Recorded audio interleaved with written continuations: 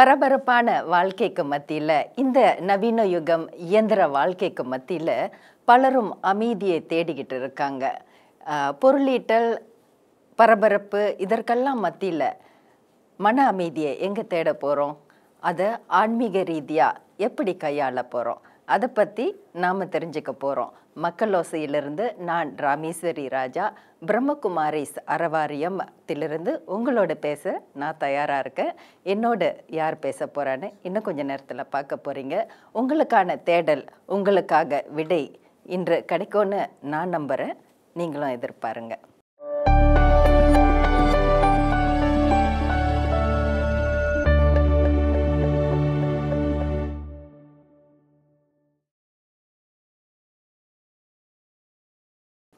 சரி, இன்று ஐஐடி மண்டியின் இந்திய அறிவியல் மற்றும் மனநல பண்பாடுகள் மையத்தில் உதவி பேராசிரியராக பணியாற்றும் மனோவியல் மற்றும் யோகா துறையில் சிறப்பு பெற்ற டாக்டர் ராமஜெயம் நம்மோடு இணைந்துள்ளார். வணக்கம் டாக்டர், நலமாக இருக்கீங்களா? ஸோ உங்களை பார்க்கும்போது எனக்கும் ஒரு உற்சாகம் வருது. இன்றைக்கி நிறைய விஷயம் பேச போகிறோம். டாக்டர், அதற்கு முன்னதாக உங்களை பற்றி ஒரு அறிமுகம் நாங்கள் தெரிஞ்சுக்க ஆசைப்படுறோம். ஸோ நான் டாக்டர் ராமஜெயம். பேசிக்கலி நான் ஒரு எம்பிபிஎஸ் டாக்டர். எம்பிபிஎஸ் முடித்ததுக்கு அப்புறமா சைக்கியாட்ரி மேலும் யோகா இதில் டாக்டரேட் பண்ணியிருக்கேன். ஸோ என்னோடய மெயின் ஏரியா இப்போதைக்கு பார்த்திங்க அப்படின்னு சொன்னால் மனநலம் மற்றும் யோகா இது ரெண்டுத்தையும் சேர்த்து ஆராய்ச்சி பண்ணி அதுக்கான எவிடன்ஸ் எடுத்து அதை எப்படி நாம் பொதுமக்களுக்கு மன ஆரோக்கியத்திற்காக உபயோகப்படுத்த முடியும். ஸோ அந்த ஒரு ஆராய்ச்சி துறையில் நான் என்னோடய முக்கியமான வேலையை பண்ணிகிட்ருக்கேன் இப்போதைக்கு. அது கூட சைக்கியாட்ரியில் நான் டாக்டரேட் பண்ணியிருக்கிற காரணத்தினால மனவியலாக யாரெல்லாம் பாதிக்கப்பட்டிருக்காங்களோ அவங்களுக்கு தேவையான ஒரு சில சிகிச்சை முறைகளையும் நான் சேவை மூலமாக பண்ணிகிட்ருக்கேன். ஸோ நான் இப்போது ஐஐடி மண்டி, ஹிமாச்சல் பிரதேஷ், இந்தியா அங்கே அசிஸ்டன்ட் ப்ரொஃபஸராக இருக்கேன். ஜஸ்ட் கடந்த ஒரு வருஷமாக இருக்கேன். அதுக்கு முன்னாடி national institute of mental health and neurosciences அப்படின்னு சொல்லிட்டு பெங்களூரில் இந்தியாவில் இருக்குது. அது இந்தியாவுக்கு ஒரு apex institute, neurology, psychiatry, neurosurgery இது மூணுத்துக்கும். ஸோ அங்கே நான் சயின்டிஸ்ட்டாக ஒர்க் பண்ணிகிட்டு இருந்தேன், சென்டர் ஃபார் கான்ஷியஸ்னஸ் ஸ்டடீஸ்ன்னு சொல்லிட்டு. ஸோ அங்கேயும் இதே ஆராய்ச்சி துறையில் ஆராய்ச்சி பண்ணிகிட்டு இருந்தேன். இப்போது கடந்த ஒரு வருஷமாக ஐஐடி மண்டியில் இருக்கேன். ஸோ இதுதான் என்னோடய அறிமுகம். இப்போது நம்ம சாதாரண வேலை செய்கிறவங்களே சின்ன சின்ன விஷயத்துக்கெல்லாம் மன உளைச்சல் அப்படின்னு சொல்கிறோம். டாக்டரை பார்த்திங்கன்னா நிறைய பொறுப்புகளை சுமந்துக்கிட்டு இருக்காரு. ஆனாலுமே இத்தனை அமைதியாக காமாக பேசுகிறாருன்னா அவர் அந்த நிஜமாகவே இந்த ஆய்வுகள் அவர் உணர்ந்திருக்காரு முதல்ல அப்படின்ட்டு தான் அர்த்தம். டாக்டர், நம்ம இதுக்குள்ளே போகிறதுக்கு முன்னாடி ரெண்டு பிரிவாக பிரிக்கிறோம். முன்பு காலத்தில் வாழ்க்கை முறையிலேயே அவங்களுக்கான பயிற்சியோ, மன பயிற்சியோ, உடல் பயிற்சியோ இயல்பாகவே இருந்தது முன்பு இருந்த வாழ்க்கை நிலையில். கொஞ்சம் கொஞ்சமாக அது மாறி மாறி மாறி இப்பொழுது ஏஐ தொழில்நுட்பத்துக்கு நம்ம வந்துட்டோம், செயற்கை நுண்ணறிவு யுகத்துக்கு வந்துட்டோம். இன்றைக்கு பார்த்திங்கன்னா மிஷினோடு பேசக்கூடிய காலகட்டத்தில் நாம் இருந்துக்கிட்டு இருக்கோம். இப்போ உங்கள் ஆய்வுகள் மூலமாக இந்த மன உளைச்சல், சின்ன சின்ன விஷயத்துக்கு மன உளைச்சல் சொல்கிறோம் இல்லையா, அது எங்கேருந்து ஆரம்பமானது? நீங்கள் உங்கள் ஆய்வில் எப்படி பார்க்குறீங்க அது? ஸோ மன உளைச்சல் அப்படின்னு பார்க்கும்போது ரொம்ப சிம்பிளான வார்த்தையில் சொல்லணும் அப்படின்னு சொன்னால் மன அழுத்தத்துலேருந்து தான் ஆரம்பமாகிறது. ஸ்ட்ரெஸ், டென்ஷன் அப்படின்னு சொல்லிட்டு ரொம்ப சாதாரணமாக நாம் இந்த வார்த்தையை உபயோகம் பண்ணுறோம். கடந்த காலத்தில், அதாவது முன்னோர்களுடைய காலத்தில் நீங்கள் பார்த்தீங்க அப்படின்னு சொன்னால் இந்த ஸ்ட்ரெஸ்ஸு, டென்ஷன், மன அழுத்தம் அப்படின்னு சொன்னால் வளர்ந்தவங்களுக்கு, முதிர்ந்தவங்களுக்கு, அவங்களுக்கு மட்டும்தான் அப்படின்ற ஒரு ஸ்டேஜ் இருந்துச்சு. ஆனால் இப்போ இருக்கிற காலத்தில் நீங்கள் பார்த்தீங்க அப்படின்னு சொன்னால் ஸ்ட்ரெஸ்ஸு, டென்ஷன் அப்படின்னு சொன்னால் அடல்ட்ஸுக்கு மட்டும் கிடையாது, ஈவன் குழந்தைங்க கூட இன்றைக்கி ஸ்ட்ரெஸ்ஸு, டென்ஷன் அப்படிங்கிற வார்த்தையை ரொம்ப காமனாக உபயோகப்படுத்துகிறாங்க. ஸோ இது எல்லாத்துக்கும் பார்த்தீங்கன்னு சொன்னால் நிறைய காரணங்கள் இருக்குது. ஆனால் ஒரு முக்கியமான காரணம் அப்படின்னு நாம் பார்த்தோம் அப்படின்னு சொன்னால் எஜுகேஷ்னல் சிஸ்டம் பார்த்தோம் அப்படின்னு சொன்னால் ரொம்ப முன்னோர்களுடைய அந்த காலத்தில் இருந்த எஜுகேஷ்னல் சிஸ்டமும் இப்போ இருக்கிற அந்த எஜுகேஷ்னல் சிஸ்டத்துக்கும் ரொம்ப வேறுபாடு இருக்குது. ஏன்னா அந்த ஒரு முக்கியமான ஒரு வேறுபாடு அப்படின்னு சொன்னால் நம்மளை பற்றி நாம் அறிஞ்சிக்கிறதுக்கான அந்த வாய்ப்புகள் ரொம்ப ரொம்ப ரொம்ப ரொம்ப கடுமையாகிட்டே இருக்குது இப்போ இருக்கிற இந்த எஜுகேஷ்னல் சிஸ்டம். ஆனால் முன்னாடி பார்த்தீங்கன்னு சொன்னால் அந்த மாதிரி கிடையாது. ஃபார் எக்ஸாம்பிள், சின்ன எக்ஸாம்பிள் என்ன அப்படின்னு பார்த்தீங்கன்னு சொன்னால், நம்முடைய முன்னோர்கள்லாம் வந்து படிச்சுட்டு இருந்த அந்த டைமில் வந்து நம்ம இப்போது என்ன ஒரு ஃபுட்டு நம்ம ரெகுலராக சாப்பிட்றோமோ, ஃபார் எக்ஸாம்பிள் சப்பாத்தி சாப்பிட்றோன்னு வச்சிங்களேன். சப்பாத்தின்னு சொன்னாக்கா அவங்களுக்கு யார் அதை ரெடி பண்ணி கொடுத்தாங்களோ அது எப்படி இருக்கோ அது மட்டும் கிடையாது, அது எதில் பண்ணியிருக்காங்க, எங்கேருந்து வருது, அதை யார் ரெடி பண்ணுறாங்க, எல்லாமே தெரியும். இப்போ இருக்கிற குழந்தைங்கள நீங்கள் போயிட்டு சப்பாத்தி எங்கேருந்து வருது கேட்டு பாருங்கள். அவங்க ஜஸ்ட் இதுதான் சொல்லுவாங்க, கிச்சனில் இருந்து வருதுன்னு சொல்லுவாங்களே தவிர அது யார் ரெடி இல்லைன்னா ஜொமேட்டோ ஸ்விக்கியிலேருந்து வருதுன்னு சொல்லுவாங்களே தவிர, சப்பாத்தி அப்படின்னு சொன்னால் அதில் என்ன கண்டென்ட் இருக்குது, அந்த கண்டென்ட் எங்கே ரெடி ஆகுது, இதை வந்து விவசாயிகள் எப்படி தயார் பண்ணுறாங்க, அவங்க எவ்வளோ கஷ்டப்படுறாங்க, இந்த விஷயம்லாம் வந்து எதுவுமே கிடையாது. பட் இப்போ நாம் வந்து பார்த்தீங்கன்னு சொன்னால் எஜுகேஷன் அப்படின்னு சொன்னாக்கா ஜஸ்ட் நமக்கு டிகிரி தேவை, பைசா சம்பாதிக்கிறதுக்கான ஒரு மார்க்கம் தேவை, அதுக்கான ஒரு கருவியாக நம்ம எப்போ எஜுகேஷனை யூஸ் பண்ணுறோமோ, லைஃப் அப்படிங்கிறது என்ன அப்படிங்கிறத கடைசி வரைக்கும் கற்றுக்கவே மாட்டோம். ஸோ இப்போ இருக்கிற எஜுகேஷ்னல் சிஸ்டத்தினுடைய ஒரு பெரிய ஃப்ளா என்ன அப்படின்னு பார்த்தீங்கன்னு சொன்னால், ஒரு குறைபாடு என்ன அப்படின்னு சொன்னால், நம்ம யார், லைஃப் என்ன அப்படிங்கிறத புரிஞ்சிக்காமலே வந்து பணம் சம்பாதிக்கிறதுக்கான வழியை மட்டும் நம்ம தேடிட்டே இருக்குமே தவிர, லைஃபுங்கிறது என்ன அப்படிங்கிறது கடைசி வரைக்கும் தெரியவே மாட்டேங்குது.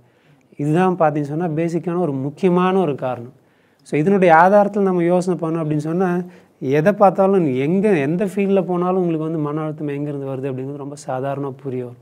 ஸோ சிம்பிளான வார்த்தையில் சொல்லணும் அப்படின்னு சொன்னால், நம்முடைய வாழ்க்கைக்கு தேவையான முக்கியமான விஷயங்களை வந்து படிக்கிறதுக்கான ஒரு நமக்கு வாய்ப்பு எங்கேயுமே கிடைக்கிறதே இல்லை. வீட்லேயும் கிடைக்கிறதில்ல, ஸ்கூல்லேயும் கிடைக்கிறதில்ல, சமூகத்துலேயும் கிடைக்கிறதில்ல.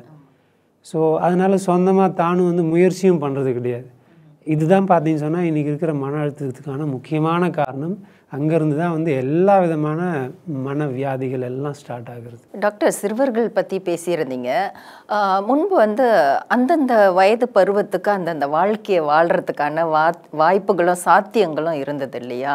இன்றைக்கு வந்து குழந்தை பிறந்து ஒரு வயசுலேயே பள்ளிக்கூடத்தில் கொண்டு ஒரு அதிவேகமாக வளரணும், அதிவேக புத்திசாலியாக இருக்கணுங்கிறதுக்காக அந்தந்த வயதுக்கான வாழ்க்கையை குழந்தைங்க வாழாமல் உடனே ஒரு படிப்போ கல்வியோ தேடலை நோக்கி போய்கிட்டு இருக்காங்க பெற்றோர்.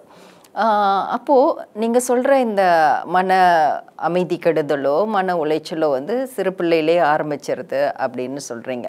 இந்த அதிவேகமான இந்த சிறுவர்களோட வாழ்க்கை பயணமும் ஒரு காரணமாக இருக்கலாம் இல்லையா? அந்தந்த வயதுக்கான பக்குவம் தானே அவங்களுக்கு இருக்கும்.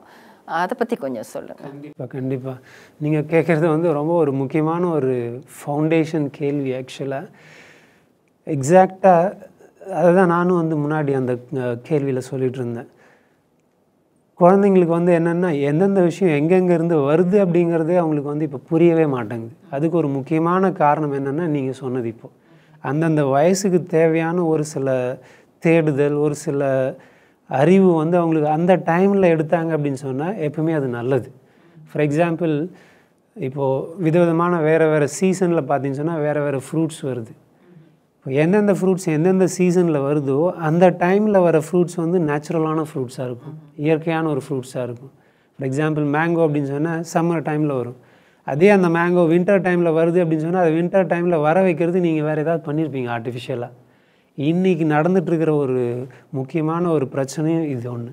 குழந்தைங்களுக்கு வந்து பார்த்தீங்கன்னு சொன்னால் சின்ன வயசுலேருந்தே சொசைட்டினுடைய காரணமாகவோ இல்லை ஃபேமிலி சிஸ்டம் செட்டப் ஸ்ட்ரக்சருடைய காரணத்தினாலேயோ இது இல்லாமல் நிறைய காரணங்கள்னால என்ன ஆகுது அப்படின்னு பார்த்தீங்கன்னு சொன்னால், குழந்தைங்களுக்கு பிகினிங்லேருந்து எண்டு வரைக்கும் என்னென்னாக்கா ஃபஸ்ட்டு படிக்கணும், படித்து வந்து நிறைய மார்க் வாங்கணும், நிறைய மார்க் வாங்கி நல்லா காலேஜ் சேரணும், நல்ல ஜாப் வரணும், அதுக்கப்புறம் நல்லா கை நிறைய சம்பாதிக்கணும். கை நிறைய சம்பாதிச்சதுக்கப்புறம் என்ன பண்ணணுங்கிறது யாருக்குமே தெரியல. ஸோ அவங்களுக்கு கோல் வந்து பார்த்தீங்கன்னு சொன்னால் பிறந்ததுலேருந்து இல்லை the end of the life வரைக்கும் கோல் என்ன அப்படின்னு பார்த்தீங்கன்னு சொன்னால், ஒரு வாரத்தில் சொல்லணும் அப்படின்னு சொன்னால் கை நிறைய சம்பாதிக்கணும். ஆனால் கை நிறைய சம்பாதிச்சு என்ன பண்ணணும் அப்படிங்கிறதுக்கான ஒரு படிப்புங்கிறது எங்கேயுமே கிடையாது.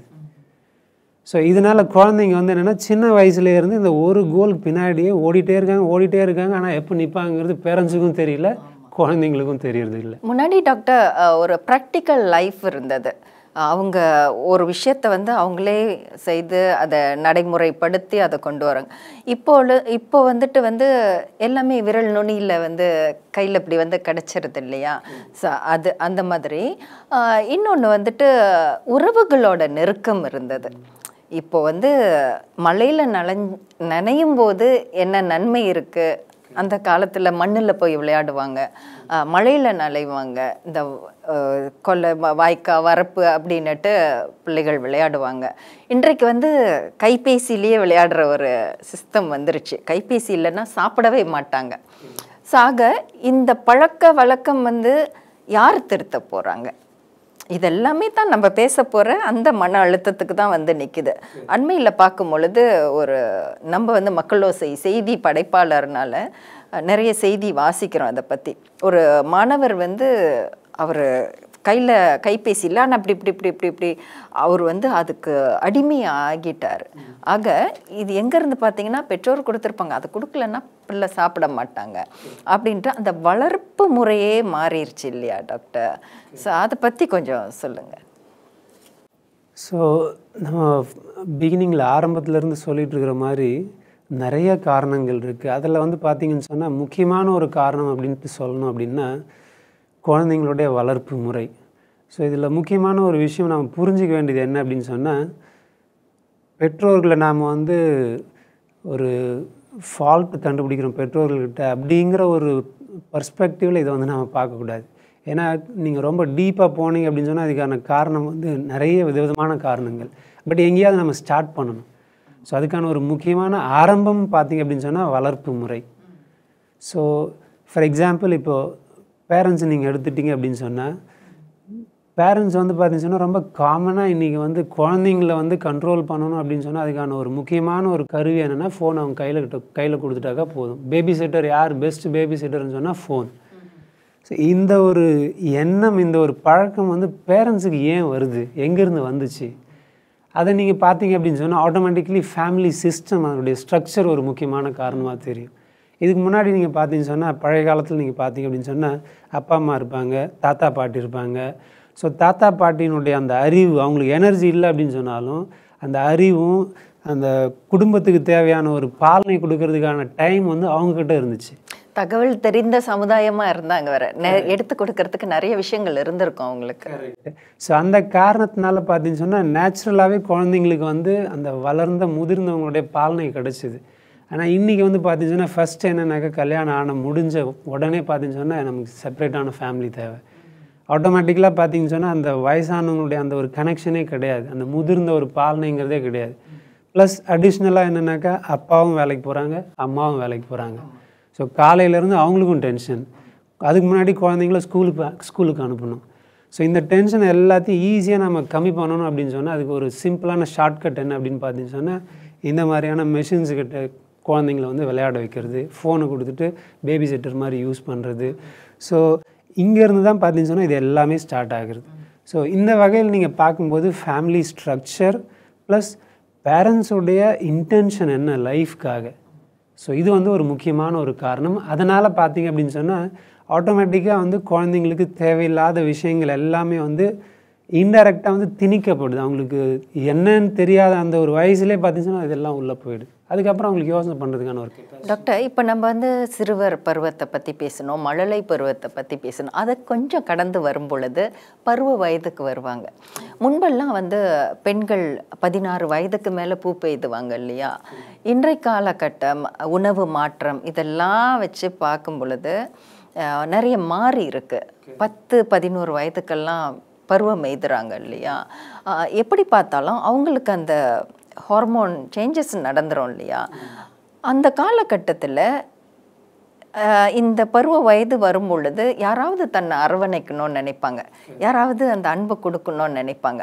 அப்போ தான் பெற்றோர் வந்து அவங்களோட நண்பர்களாக மாறணுன்றத கூட சொல்லுவாங்க. ஸோ இந்த தேடல் இருக்கு இல்லையா, அன்புக்கான தேடல் எங்கேயோ கிடைக்கும் பொழுது அவங்க அதை அணுகுறாங்க. ஏன்னா அவங்களுக்கான அந்த வயது, அந்த ஹார்மோன் மாற்றம் இதெல்லாம் சேர்த்து அவங்களுக்கு அந்த உணர்வுகளை கொடுக்க வாய்ப்பு இருக்கும். அந்த பருவம் வந்து பெற்றோர் பிள்ளைகளை கையாளுற விதம் எப்படி இருக்கணும்னு நினைக்கிறீங்க? ஓகே. ஸோ மன அழுத்தம் இல்லை டென்ஷன், டிப்ரெஷன் இது எல்லாத்துக்கும் கூட பார்த்தீங்க அப்படின்னு சொன்னால் இந்த ஒரு முக்கியமான ஒரு விஷயமும் ரொம்ப டைட்லி கனெக்டட்.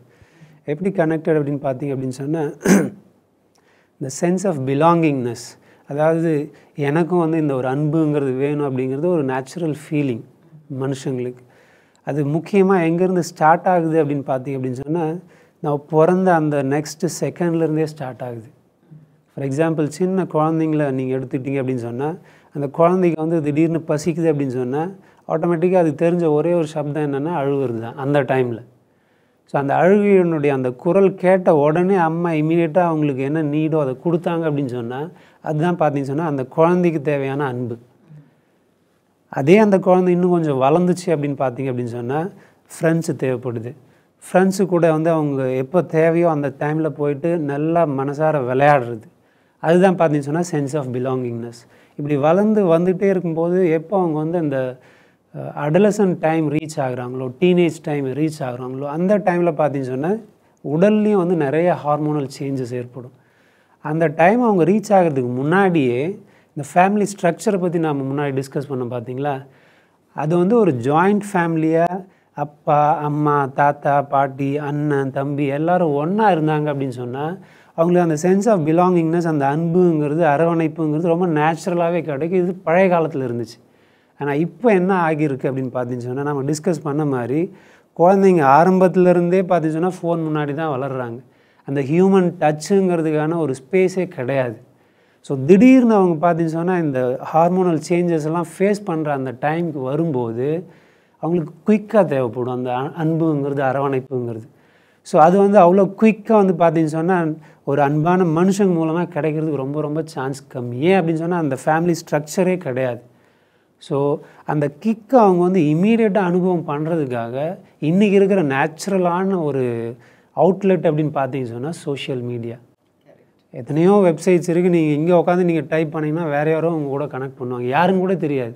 பட் இவங்களுக்குள்ளுக்குள்ளே இருக்கிற அந்த ஹார்மோனல் சேஞ்சினுடைய ஒரு வேகம் இருக்குது பார்த்தீங்களா, அது வந்து அவங்களுக்கு என்ன பண்ணுறோம் அப்படிங்கிறது கூட தெரியாமல் அவங்க பாட்டு எங்கே வேணாலும் கனெக்ட் ஆகுவாங்க. ஸோ ஒன்ஸ் அவங்க வந்து ஃபிசிக்கலாக எங்கேயாவது யார்கிட்டையாவது கனெக்ட் ஆனாங்க அப்படின்னு சொன்னால் it is a very strong bond, ரொம்ப ஒரு ஸ்ட்ராங்கான ஒரு பாண்ட். அது அதிலேருந்து வெளியில் வர்றதும் ரொம்ப கஷ்டம், ப்ளஸ் அந்த பாண்டை வந்து மெயின்டைன் பண்ணி அதை மெச்சூராக டெவலப் பண்ணுறதும் கஷ்டம். அதுவும் இதெல்லாம் அவங்க எந்த ஏஜில் என்ட்ரு ஆகுறாங்க, ஜஸ்ட் 10 இயர்ஸ் 12 இயர்ஸ் 14 இயர்ஸில். ஸோ இதுவும் பார்த்தீங்கன்னா ஒரு முக்கியமான ஒரு காரணம் டென்ஷனுக்கு சின்ன குழந்தைங்களுக்குலாம் ஏன் இருக்குது அப்படின்னு நம்ம பார்த்தோம். ப்ளஸ் அடிஷ்னலாக ஸ்கூலுக்கு போகணும், மார்க் வாங்கணும், நல்ல காலேஜில் பொசிஷன் வேணும், அது ஆல்ரெடி குழந்தையிலேருந்தே இருக்குது.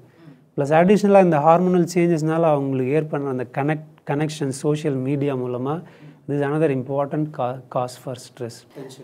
ஓகே டாக்டர், இப்போ நீங்கள் வந்து சோஷியல் மீடியா பற்றி பேசுனீங்க. நம்ம தமிழில் வந்து சமூக வலைத்தளம் அப்படின்ட்டு சொல்கிறோம். முன்பு காலத்தில் வந்துட்டு தன்னை வெளிப்படுத்துறதுக்கு ஏதாவது ஒரு அமைப்பில் போய் இணைவாங்க, சேவை செய்யணும். இங்கே மலேசியாவில் பார்க்கும் பொழுது நிறைய அமைப்புகள் இருந்தது. தன்னை வெளிப்படுத்துறதுக்கு அவங்க அந்தந்த அமைப்புகளில் சேர்ந்து தன்னோட திறமையோ தன்னுடைய செயல்பாடுகளையோ அவங்க வெளிப்படுத்துவாங்க. இன்றைக்கு வந்து அது கொஞ்சம் கொஞ்சம் மெல்லமாக குறைந்து இன்றைக்கு வந்து தன்னை காட்டணுமா தன்னோட டிக்டாக்லேயோ இல்லை இன்ஸ்டாகிராம் இது ஃபேஸ்புக்லேயோ அவங்க தன்னோட திறமையை அப்படி வெளிக்காட்டுவாங்க. இதில் நன்மையும் இருக்குது, தீமையும் இருக்குது. தன்னோட திறமையை அவங்களாவே எங்கேயும் வாய்ப்புகள் கிடைக்காத பட்சத்துலேயோ இல்லை தேடாமல் தானே அதை உருவாக்கி கொள்வது கிரியேட்டர் இருக்காங்க. அதில் தீமையும் இருக்குது. தீமைனாக்கா சீக்கிரமாக வந்துட்டு ஃபேமஸ் ஆகணும் அப்படின்னு ஒரு தேடல் இருக்கும், இல்லை தன்னை யாராவது நோக்கிக்கிட்டே இருக்கணும், பல கவனம் நம்ம மேலே இருக்கணுன்ற காரணத்துக்காக வந்து எந்த எல்லைக்கு வேணும்னா போகக்கூடிய நிலைப்பாட்டில் இருப்பாங்க. இந்த நிலைப்பாடு நீங்கள் நிறைய ஆய்வுகள் செய்திருப்பீங்க, மனோவியல் ரீதியாக நிறைய ஆய்வுகள் செய்திருக்கீங்க. அந்த நன்மை தீமை பற்றி கொஞ்சம். ஸோ சோஷியல் மீடியா, சமூக வலைத்தளம் அப்படின்னு நம்ம பார்த்தோம் அப்படின்னு சொன்னால் இது ஒரு பெரிய இன்ஃப்ளூயன்ஸ் இன்றைக்கி. குழந்தைங்களுக்கு மட்டும் இல்லை, சில்ட்ரன்ஸுக்கு மட்டும் இல்லை, வளர்ந்தவங்களுக்கும் கூட. இதில் வந்து என்னென்னா சோஷியல் மீடியா நல்லதா கெட்டதா அப்படிங்கிறது இரண்டாவது கொஷின் ஆக்சுவலாக கேள்வி. அதுக்கு முன்னாடி இருக்கிற முக்கியமான ஒரு கேள்வி என்ன அப்படின்னு சொன்னால், நம்ம வந்து நம்முடைய வாழ்க்கையை மற்றவங்களுடைய வாழ்க்கையை எந்த ஒரு கண்ணோட்டத்தில் பார்க்குறோம், எனக்கு வந்து வாழ்க்கையில் என்ன வேணும், அப்படிங்கிற இந்த தெளிவு எப்போ இல்லையோ ஆட்டோமேட்டிக்காக என்ன ஆகுது அப்படின்னு பார்த்தீங்கன்னு சொன்னால் எல்லாத்தையுமே வந்து வியாபாரத்தினுடைய ஒரு கண்ணோட்டத்தில் பார்க்குறது ரொம்ப சகஜமான ஒரு விஷயம் இன்றைக்கி. ஸோ அந்த வகையில் நீங்கள் பார்க்கும்போது சோஷியல் மீடியா சமூக வலைதளம் அப்படிங்கிறது ஒரு பெரிய இம்பேக்டை வந்து ஜஸ்ட் ஃப்ராக்ஷன் ஆஃப் செகண்ட்ஸில் க்ரியேட் பண்ண முடியும். ஸோ இதுதான் பார்த்தீங்கன்னு சொன்னால் எக்ஸாக்டாக வந்து வியாபாரத்துக்கு தேவை. ஏன்னா வியாபாரம் அப்படிங்கிறது பார்த்தீங்கன்னு சொன்னால் ப்ராஃபிட் பேஸ்ட், லாபம் எவ்வளோ வருது அப்படிங்கிறது. லாபம் அப்படின்னு சொன்னாலே இன்றைக்கி இருக்கிற காலத்துக்கு அதனுடைய பிரகாரம் நாம் யோசனை பண்ணோம் அப்படின்னு சொன்னால் கொஞ்ச நேரத்தில் நான் மேக்ஸிமம் ப்ராஃபிட் எப்படி வந்து அடையலாம். எக்ஸாக்ட் இந்த ஃபிலாசபிக்கு வந்து ஒத்து வர்றது என்ன அப்படின்னு சொன்னால் சோஷியல் மீடியாவுடைய இம்பேக்ட். ஸோ சோஷியல் மீடியா வந்து கரெக்டாக தப்பாங்கிறது வந்து பார்த்தீங்கன்னு சொன்னால் செகண்டரி கொஷின். மெயின் முக்கியமான கொஷின் என்ன அப்படின்னு சொன்னால் லைஃப்பில் எனக்கு என்ன வேணும், மற்றவங்களுக்கு நான் என்ன கொடுக்கணும், நான் எந்த ஒரு கண்ணோட்டத்தில் இது எல்லாத்தையும் பார்க்குறேன், எல்லாமே எனக்கு வியாபாரமாக தெரியுதா, ஜஸ்ட் வேகமாக நான் முன்னோக்கி மேலே போகணும் அப்படிங்கிற அந்த ஒரு கண்ணோட்டத்திலே வேகமாக பண்ணுறதுக்கு ட்ரை பண்ணுறேன்னா, இல்லை எனக்கு நிறைய சாதனங்கள் இருக்குது, அதில் சோஷியல் மீடியா ஒரு முக்கியமான சாதனம், என்னுடைய வாழ்க்கையினுடைய நிரந்தரமான ஒரு முன்னேற்றத்துக்கும் இது யூஸ் ஆகும் அந்த கண்ணோட்டத்தில் பார்க்குறேன்னா, இந்த ஒரு புரிதல் எந்த அளவுக்கு நமக்கு வந்து பெற்றோர்களுக்கு, டீச்சர்ஸ்க்கு, ஆசிரியர்களுக்கு, குழந்தைங்களுக்கு எல்லாருக்கும் நேச்சுரலாக புரியுமோ அப்போ நீங்கள் பார்த்தீங்க அப்படின்னு சொன்னால் சோஷியல் மீடியா வந்து நமக்கு கண்டிப்பாக பாசிட்டிவாக தான் யூஸ் ஆகும். அதில் நிறைய பாசிட்டிவிட்டிஸ் இருக்குது. ஃபார் எக்ஸாம்பிள் இன்றைக்கி யாருக்கோ திடீர்னு ஏதோ ஒரு பெரிய லெவலில் பிரச்சனை, எந்த இடம்னு தெரியல, யாருன்னு தெரியல, யார்கிட்டையும் ஏதோ பெரிய பிரச்சனை நடக்குதுன்னு வச்சிங்களேன், அவங்களுக்கு வேறு எந்த கனெக்டிவிட்டியும் இல்லை. ஜஸ்ட் ஒரு செகண்டில் ஃபோட்டோ வீடியோ பண்ணி போஸ்ட் பண்ணால் போதும். ஃப்ராக்ஷன் ஆஃப் செகண்ட்ஸில் என்ன வேணாலும் பண்ணலாம். ஸோ எமர்ஜென்சிக்கு பார்த்தீங்கன்னு சொன்னால் ரொம்ப ஒரு முக்கியமான ஒரு டூல் சாதனம் வந்து சோஷியல் மீடியா. ஸோ இந்த மாதிரி நம்ம பார்த்தோம் அப்படின்னு சொன்னால் நிறைய பாசிட்டிவிட்டிஸ் இருக்குது. ஸோ பாசிட்டிவிட்டிஸாக நெகட்டிவிட்டிஸாக எங்கே நம்ம பார்க்கணும் அப்படிங்கிறதுக்கு முன்னாடி லைஃப் நம்ம எப்படி பார்க்கணும் அப்படிங்கிறத கரெக்டாக புரிஞ்சுக்கிட்டோம் அப்படின்னு சொன்னால் சரியான விதத்தில் வந்து நாம் வந்து எல்லாத்தையும் உபயோகம் பண்ணலாம், இன்க்ளூடிங் சோஷியல் மீடியா. நமக்கு ரொம்ப உதவிகரமான ஒரு டூலும் அது, ஒரு கருவியும் கூட. டாக்டர், இப்போ அதே தான் இந்த சோஷியல் மீடியா பற்றி பேசும் பொழுது அந்த விழிப்புணர்வுன்னு ஒன்று இருக்கும். ஒரு எல்லை எல்லாத்துக்குமே ஒரு ஸ்கேல் இருக்கணும் இல்லையா? நமக்கான ஸ்கேல் எதுன்னு கண்டுபிடிக்க தவறுறதுனால தான் இந்த அசம்பாவிதங்கள் நடக்குதுன்னு நான் நினைக்கிறேன். அது எங்கே போய் முடியும்னா ஒரு எல்லையில் போய் முடியும். நிறைய தற்கொலை சம்பவங்கள், மன ரீதியாக நோயாளி ஆகிற சம்பவங்கள், குடும்பம் பிரிகிற சம்பவங்கள், இந்த மாதிரி நிறைய சம்பவங்கள் நிகழ்ந்துகிட்டு இருக்கு. அந்த அளவுகோல் ஸ்கேல் எந்த அளவுக்கு வச்சுக்கலான்ட்டு உங்கள் ஆலோசனை? ஸோ எந்த அளவுக்கு நாம் வந்து இந்த மாதிரியான ஒரு சோஷியல் மீடியா மாதிரி எத்தனை விஷயங்கள் நம்ம இந்த அறிவியல் யுகத்தில் இருக்கோ அதை உபயோகம் பண்ணுறது அப்படின்னு பார்த்திங்கன்னா, லிமிட் அப்படிங்கிறது நாம் ரிஜிடாக வந்து சொல்ல முடியாது. நீங்கள் இத்தனை மணி நேரம் உபயோகம் பண்ணுங்கள், நான் இத்தனை மணி நேரம் உபயோகம் பண்ணுறேன் அப்படின்ட்டு. முக்கியமான விஷயம் என்ன அப்படின்னு பார்த்தீங்கன்னா, நம்ம இது வரைக்கும் டிஸ்கஸ் பண்ண மாதிரி எனக்கு என்ன வேணும் அப்படிங்கிறதுனுடைய தெளிவு எவ்வளோ இருக்கோ அதனுடைய ஆதாரத்தில் உங்களுக்கு வந்து நீங்கள் எவ்வளோ உபயோகம் பண்ணணும் அப்படிங்கிறது அந்த ஒரு தெளிவு கண்டிப்பாக கிடைக்கும். பட் இது வந்து பார்த்தீங்கன்னு சொன்னால் அந்தளவுக்கு நமக்கு மெச்சூரிட்டியும் ஃபஸ்ட்டு வேணும். ஸோ ஆவரேஜாக நம்ம எல்லாருக்கும் சொல்லணும் அப்படின்னு பார்த்தோம் அப்படின்னு சொன்னால், எஸ்பெஷலி குழந்தைங்களுக்கு முக்கியமாக வந்து பார்த்தீங்கன்னு சொன்னால் ஒரு நாளில் வந்து மேக்ஸிமம் பார்த்தீங்கன்னு சொன்னால் 2 to 3 hours, அதுவும் வந்து என்னென்னா கண்டினியூஸாக கிடையாது, இன்க்ளூடிங் அவங்களுக்கு ப்ரொஃபஷ்னலாக காலேஜ்க்கோ யூனிவர்சிட்டிக்கோ எதுக்கெலாம் தேவைப்படுது அது எல்லாத்தையும் சேர்த்து வச்சு நம்ம பார்த்தோம் அப்படின்னு சொன்னால் மேக்ஸிமம் 2 hours காலையிலேருந்து நைட் வரைக்கும், அதுவும் கண்டினியூஸாக கிடையாது. பட் இந்த ட்ரெண்டு வந்து பார்த்தீங்கன்னு சொன்னால் கொஞ்சம் வருஷத்துக்கு முன்னாடி இப்போ அந்த 2 hours கூட நம்ம வந்து சொல்கிற நிலமையில கிடையாது. ஏன்னா அந்த அளவுக்கு பார்த்தீங்கன்னு சொன்னால் ஃபார் எக்ஸாம்பிள் ஒரு நிமிஷத்துக்கு வந்து மொபைல் இல்லை அப்படின்னு சொன்னாலும் முக்கியமான நோட்டிஃபிகேஷன்ஸ் எதுவும் வராதுன்னு தெரிஞ்சாலும் கூட மொபைல் ஆட்டோமேட்டிக்காக நம்ம தேடுற ஒரு நிலமையில வந்துட்டோம். இதை நம்ம கருத்தில் வச்சுட்டு நம்ம பார்க்கணும் அப்படின்னு சொன்னால் எந்த அளவுக்கு உங்களுக்கு தேவையோ ஜஸ்ட் அந்த அளவுக்கு மட்டும் உபயோகம் பண்ணுங்கள். அதுவும் பார்த்தீங்கன்னு சொன்னால் மேக்ஸிமம் 1 hour. இந்த 1 hour வந்து பார்த்தீங்கன்னு சொன்னால் நீங்கள் த்ரூஅவுட் த டே காலையிலேருந்து சாயந்தரம் வரைக்கும் ஸ்ப்ளிட் பண்ணி கரெக்டாக எங்கே உபயோகம் பண்ணணுமோ உபயோகம் பண்ணிவிட்டு மற்ற டைமில் வந்து நீங்கள் மனுஷங்களோட கனெக்ட் பண்ணுறதுக்கான ட்ரை பண்ணணும். ஃபார் எக்ஸாம்பிள் குழந்தைங்களுக்கு கேம்ஸு, இல்லை தன்னுடைய தாத்தா பாட்டி ஃப்ரெண்ட்ஸ்கிட்ட உட்காந்துட்டு பேசுறது, சிட்சாட் பண்ணுறது, இதெல்லாம் வந்து பார்த்தீங்கன்னா ரொம்ப ரொம்ப ரொம்ப முக்கியம். இதெல்லாம் நம்ம புரிஞ்சுக்கிட்டோம் அப்படின்னு சொன்னால் இந்த சோஷியல் மீடியாவுக்கு நாம் எவ்வளோ டைம் ஸ்பெண்ட் பண்ணோம் அப்படிங்கிற அந்த கேள்வியை விட நமக்கு வாழ்க்கையில் என்ன தேவை, அந்த குஷி அமைதி அப்படிங்கிறது எங்கேருந்து கிடைக்கும் அப்படிங்கிறது தெரியும் போது ஆட்டோமேட்டிக்காக குழந்தைங்க பார்த்துன்னு சொன்னால் அதை நோக்கி போவாங்க, சோஷியல் மீடியா பின்னாடி போயிடும். இதுக்கு ஆப்போசிட்டாக நாம் வந்து சோஷியல் மீடியா நீங்கள் வந்து 1 மணி நேரம் உபயோகம் பண்ணி அதுக்கப்புறம் இதை டச் பண்ணக்கூடாதுன்னு சொன்னீங்க அப்படின்னு சொன்னால் சைக்காலஜிக்கலி என்னென்னாக்கா அது எக்ஸாக்ட் ஆப்போசிட் தான் நடக்கும். ஸோ இன்றைக்கி பார்த்தீங்கன்னு சொன்னால் குழந்தைங்களுக்கு அடிக்ஷன் எல்லாம் ஜாஸ்தி ஆகிறதுக்கு காரணமும் இது ஒன்று. என்ன காரணம் அப்படின்னு பார்த்தீங்கன்னு சொன்னால் அப்பா அம்மாவுக்கு வந்து என்னென்னா need based. For example IT கம்பெனிஸில் ஒர்க் பண்ணுறாங்க, அவங்களுக்கு கால் சென்டர் மூலமாக வந்து ரெஸ்பாண்ட் பண்ணுறது தான் அவங்களுடைய வேலையாகவே இருக்கும். ஸோ அவங்களுக்கு வந்து நீங்கள் வந்து 1 மணி நேரத்தில் உங்களுடைய வேலை எல்லாத்தையும் முடியுங்கன்னு சொல்ல முடியாது. ஆனால் குழந்தைங்களுக்கு பார்த்தீங்கன்னு சொன்னால் நீங்கள் அதை புரிய வைக்கணும். நான் எதுக்கு காலையிலேருந்து நைட் வரைக்கும் உட்காந்துட்ருக்கேன்னா அது என்னோடய வேலை, பட் அதிலே எனக்கும் வந்து பார்த்தீங்கன்னு சொன்னால் பாதிப்பு ஏற்படுது. ஆனால் உனக்கு வந்து அந்த மாதிரியான வேலை கிடையாது. இதை வந்து நம்ம வந்து உட்காந்து பாடம் மாதிரி படிக்க வச்சு புரிய வைக்க முடியாது. இது வந்து நேச்சுரலி பார்த்தீங்கன்னு சொன்னால் பேரண்ட்ஸ்னுடைய பிஹேவியரில், அவங்களுடைய லைஃப் ஸ்டைலில், லைஃப்னுடைய குறிக்கோள் என்ன, அந்த தெளிவு எந்த அளவுக்கு அவங்க வெளிப்படுத்துகிறாங்களோ தன்னுடைய ஆக்டிவிட்டீஸ் மூலமாக குழந்தைங்க அதிலிருந்து கற்றுக்கணும். டாக்டர் சொன்னது போல் குடும்ப கலந்துரையாடல் பற்றி சொன்னீங்க. முன்பெல்லாம் வந்து ஒரு உணவு மேஜையில் உட்காந்து இன்றைக்கு என்ன நடந்துச்சு, இன்றைக்கு நாளிதழில் என்ன செய்தி வந்தது, இந்த மாதிரியான கலந்துரையாடல்கள் அங்கே நிகழும். இன்றைக்கும் அமர்றாங்க தான், ஆனால் என்னென்னா ஆளுக்கு ஒரு ஃபோனில் அவங்கவுங்க பேசிகிட்டு இருப்பாங்க. பக்கத்தில் இருக்கிற அம்மாவுக்கு பிறந்த நாளாக இருக்கலாம், அவங்களுக்கு அங்கேயே வாழ்த்து சொல்கிறத விட இந்த சோஷியல் மீடியாவில் அம்மா நீங்கள் தான் என் தெய்வம் அப்படின்னு சொல்லிட்டு வாழ்த்து சொல்லுவாங்க. பக்கத்தில் இருக்கிற அம்மாவை ஒரு அணைக்கிற ஒரு நிகழ்வு இருக்குதானா அது சந்தேகமாக தான் இருக்கும். சரிங்க டாக்டர், இந்த இப்போ நீங்கள் சொன்னது போல் இதெல்லாம் சேர்ந்து ஒரு காரணமாக உருவாகுது, ஒரு தனி மனுஷன் எப்படி உருவாகிறான் அப்படின்னு சொல்லிட்டு. டாக்டர், நீங்கள் நிறைய ஆய்வுகள் செய்திருக்கீங்க, மனோவியல் ரீதியாக நிறைய ஆய்வுகள் செய்திருக்கீங்க.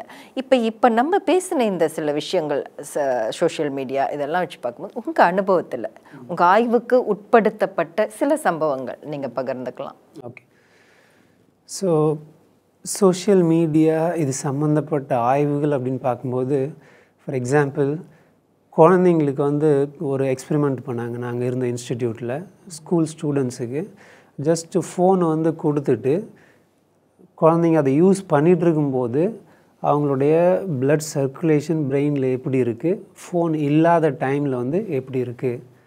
ஸோ இது வந்து என்னென்னாக்கா கவர்மெண்ட்டுடைய ஒரு ஃபண்டட் ப்ராஜெக்டாக இருந்துச்சு. ஸோ அதில் முக்கியமான ஒரு ஃபைண்டிங்ஸ் என்ன கிடச்சிது அப்படின்னு பார்த்தீங்கன்னு சொன்னால், டெஃபினெட்லி குழந்தைங்க வந்து எப்போ ஃபோனை உபயோகம் பண்ணிகிட்டு இருக்காங்களோ அந்த டைமில் அவங்களுடைய பிளட் ஃப்ளோ பேட்டர்ன்ஸ், எஸ்பெஷலி இந்த ஃப்ரண்ட் போர்ஷன், பிரெயினுடைய ஃப்ரண்ட் போர்ஷன், அதை தான் மெயினாக வந்து மெஷர் பண்ணாங்க அதில். ஸோ அந்த பிரெயினுடைய பிளட் ஃப்ளோருக்கு பார்த்திங்கன்னா கண்டிப்பாக அது வந்து பாதிப்படையுது.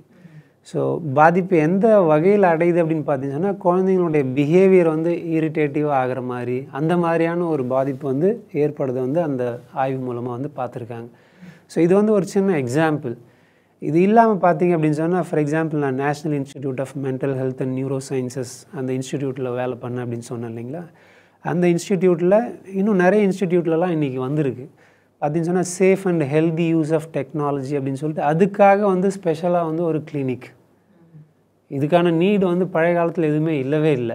ஆனால் இன்றைக்கி பார்த்தீங்க அப்படின்னு சொன்னால், இதுக்கு முன்னாடி எப்படி ஆல்கஹால் அடிக்ஷனுக்கு இல்லை வேறு ஏதாவது ட்ரக் அடிக்ஷனுக்காக ஸ்பெஷலாக வந்து ஓபிடிஸு வார்ட்ஸ் எல்லாம் இருந்துச்சோ, அதே மாதிரி ஈக்குவலி இம்பார்ட்டண்ட் இன்றைக்கி பார்த்தீங்க அப்படின்னு சொன்னால் டெக்னாலஜி சேஃபாக நம்ம வந்து எப்படி யூஸ் பண்ணுறது, இதுக்கு அடிக்ட் ஆகக்கூடிய அந்த குழந்தைங்களுக்கான செப்பரேட்டான வார்டு ஓபிடிலாம் இன்றைக்கி இருக்குது அப்படின்னு பார்த்தீங்கன்னு சொன்னால் அந்த அளவுக்கு இந்த ப்ராப்ளம் வந்து ஜாஸ்தியாக இருக்குது.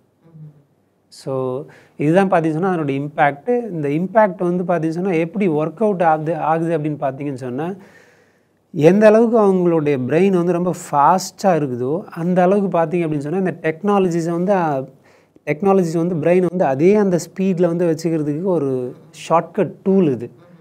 ஸோ கொஞ்சம் செகண்டு கூட அந்த டெக்னாலஜி இல்லை அப்படின்னு சொன்னால் பிரெயின் வந்து ஒரு ஸ்பீடில் இருக்குது. இப்போ டெக்னாலஜி வந்து அதை மெயின்டைன் பண்ணிட்டு இருந்துச்சு. அந்த டெக்னாலஜி இல்லை அப்படின்னு சொன்னால் பிரெயினுக்கு அதே ஸ்பீடு தேவை. இப்போது அதே ஸ்பீடு எப்படி கிடைக்கும் அப்படின்னு சொன்னால், ஒன்று இரிட்டேட் ஆகணும், இல்லைனா கோவப்பட வேண்டியிருக்கும், இல்லைனா அது சம்பந்தமான விஷயங்களில் எங்கேயாவது ஈடுபட வேண்டியிருக்கும். ஸோ இங்கேருந்து தான் பார்த்தீங்கன்னு சொன்னால் மற்ற விதமான சோஷியல் ப்ராப்ளம்ஸும் ஸ்டார்ட் ஆகுது. ட்ரக்காக இருக்கலாம், இல்லை வேறு ஏதாவது மிஸ்பிஹேவியர்ஸாக இருக்கலாம். இதெல்லாம் எதுக்காக நடக்குது அப்படின்னு பார்த்தீங்கன்னு சொன்னால், பிரெயினுடைய அந்த ஸ்பீடை வந்து மேட்ச் பண்ணுறதுக்காக அவங்களுடைய பிஹேவியரை வந்து தே ஹேவ் டு ஆல்டர், மாற்றியே ஆகணும். அந்த ஸ்பீடை மெயின்டைன் பண்ணுறதுல பார்த்தீங்கன்னா டெக்னாலஜி ஈஸியாக வந்து உதவி பண்ணக்கூடிய ஒரு ஷார்ட்கட்டாக இருக்கிறதுனால இன்றைக்கி வந்து பார்த்திங்கன்னா குழந்தைங்கள்லாம் அது கூடவே உட்காந்துட்ருக்கிற ஒரு கட்டாயம் வந்து நார்மலாக ஏற்படுது. ஸோ அதனால் பார்த்திங்கன்னா இன்றைக்கி நிறைய ஹாஸ்பிட்டல் எல்லா இடத்துலையும் ஆல் ஓவர் த வேர்ல்டு பார்த்திங்கன்னு சொன்னால் டெக்னாலஜிக்காக கேட்ஜெட்ஸ்க்காக செப்பரேட்டாக யூனிட்ஸ் எல்லாம் நிறைய வந்துகிட்டே இருக்குது. இது வந்து என்ன அப்படின்னு சொன்னால் எந்த அளவுக்கு இந்த ப்ராப்ளத்தினுடைய இம்பேக்ட் இருக்குது அப்படிங்கிறதுக்கான ஒரு நம்ம கண் முன்னாடியே இருக்கிற ஒரு ப்ரூஃப். சயின்ஸ் வந்து இது ஏன் நடக்குதுங்கிறது ஒரு சைடில் இருந்தாலும் இன்னொன்று வந்து ஏன்னா இதுக்கு என்ன சொல்யூஷன், அந்த சொல்யூஷனுக்காகவும் பார்த்தீங்கன்னா இன்றைக்கி நிறைய நடந்துகிட்ருக்கு. அது ஓபிடியில் வார்ட்ஸில் நம்ம வந்து இன்றைக்கி கண் முன்னாடி பார்க்குறோம், நாங்கள் பார்த்துருக்கோம். ஆக அன்பர்களே, மன உளைச்சல், மன ரீதியான பின் விளைவுகள் பற்றி இன்றைக்கி நம்ம நிறைய பேசிக்கிட்டு இருக்கோம்.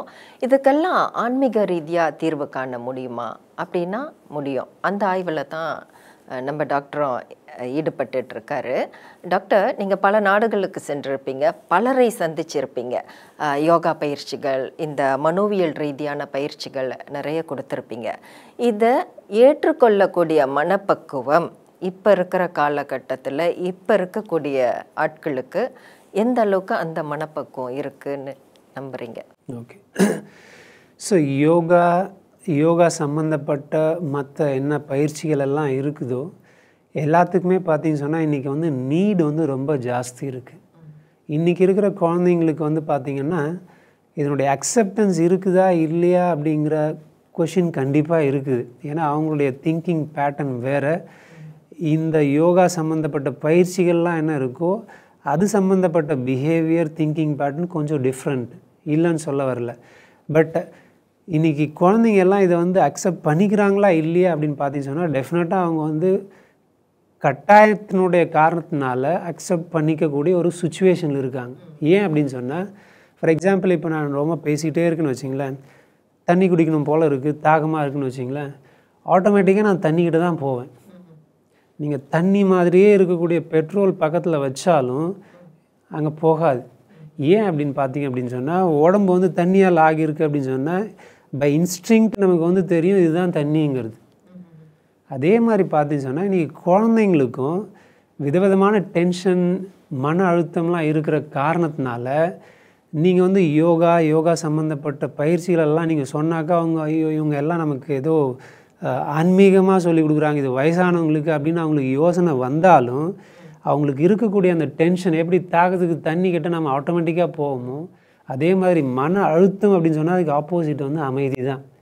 அமைதி சம்மந்தப்பட்ட பயிற்சிகள் எது இருக்கோ ஒரு நேச்சுரலாக இன்ஸ்டிங்க்டுவலி அவங்க வந்து பார்த்தீங்கன்னா அது கூட அட்ராக்ட் ஆகுறாங்க. இதுக்கும் ப்ரூஃப் நிறைய இருக்குது. நிறைய குழந்தைங்க பார்த்தீங்கன்னு சொன்னால் ஆரம்பத்தில் வந்து நீங்கள் யோகா பண்ணுங்க அப்படின்னு சொல்லிட்டு பெற்றோர்கள் சொன்னாக்கா கேட்குறது கிடையாது. ஆனால் எப்போ வந்து இவங்களுக்கு எக்ஸாம் காரணத்தினால டென்ஷனோ இல்லை இந்த மாதிரி ஏதாவது பிஹேவியரல் அடிக்ஷன், இன்டர்நெட் அடிக்ஷன், இல்லை ஃபோன் அடிக்ஷன், இந்த மாதிரி அதில் போயிட்டு மாட்டிக்கிட்டு டென்ஷன் ஜாஸ்தி ஆகிட்டு அவங்களுடைய லைஃப் எப்போ டேமேஜ் ஆகிற ஒரு சுச்சுவேஷன் வருதோ அப்போ பார்த்தீங்கன்னா சின்ன குழந்தைங்க அப்படின்னு சொன்னால் ஸ்கூல் ஸ்டூடெண்ட்ஸ் அப்படின்னு சொன்னாலும் அவங்களுக்கே வந்து பார்த்தீங்கன்னா உள்ளுக்குள்ளேருந்து ஒரு உணர்வு வருது, எனக்கு இது வேணும்.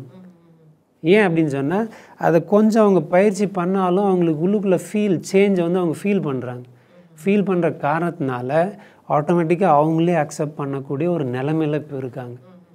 ஸோ ஒரு சைடில் நம்ம வந்து இப்போ இருக்கிற குழந்தைங்கள்லாம் ரொம்ப மாடர்ன், அவங்களுக்கு வந்து இந்த ஆன்மீகம்லாம் அந்த அளவுக்கு அவங்களுக்கு இன்ட்ரெஸ்ட் இல்லை அப்படின்னு சொன்னாலும் பட் நீட் பேஸ்டு நம்ம பார்க்கும்போது குழந்தைங்களே தேடி வரக்கூடிய ஒரு கட்டாயம் இன்றைக்கி இருக்குது. அந்த மாதிரி நிறைய குழந்தைங்கள் பெற்றோர்கள் மூலமாகவோ இல்லை அவங்க ஃப்ரெண்ட்ஸ் மூலமாகவோ இல்லை வேறு ஏதாவது இன்டர்நெட் மெசேஜ் இன்ஃபர்மேஷன் மூலமாகவோ அவங்களே கற்றுக்கிறதுக்காக வரக்கூடிய ஒரு சூழலும் நாங்கள் வந்து நிறைய பார்க்குறோம். இப்போ டாக்டர், முன்பு இருந்த காலகட்டம் ஒரு பிரச்சனைனா அதை சமாளிக்கக்கூடிய மனப்பக்குவம் வளர்க்கப்பட்டிருக்கும் அல்லது அவங்களுக்கு அந்த உந்துதல் தானாகவே ஏற்படும். இப்போ இருக்கிற இந்த இயந்திர வாழ்க்கை நவீன யுகத்தில் வந்துட்டு சின்ன சின்ன பிரச்சனைகள் கூட பெரிய பெரிய பூதாகார பிரச்சனையை அவங்களுக்குள்ளேயே அவங்க இமேஜின் பண்ணிக்கிறது, அதை கடக்க முடியாது, இதுக்கு மேலே இது கடக்க முடியாது அப்படின்னா ஒரு உச்சபட்ச முடிவாக வந்து சில பேர் தற்கொலை முடிவு எடுப்பாங்க.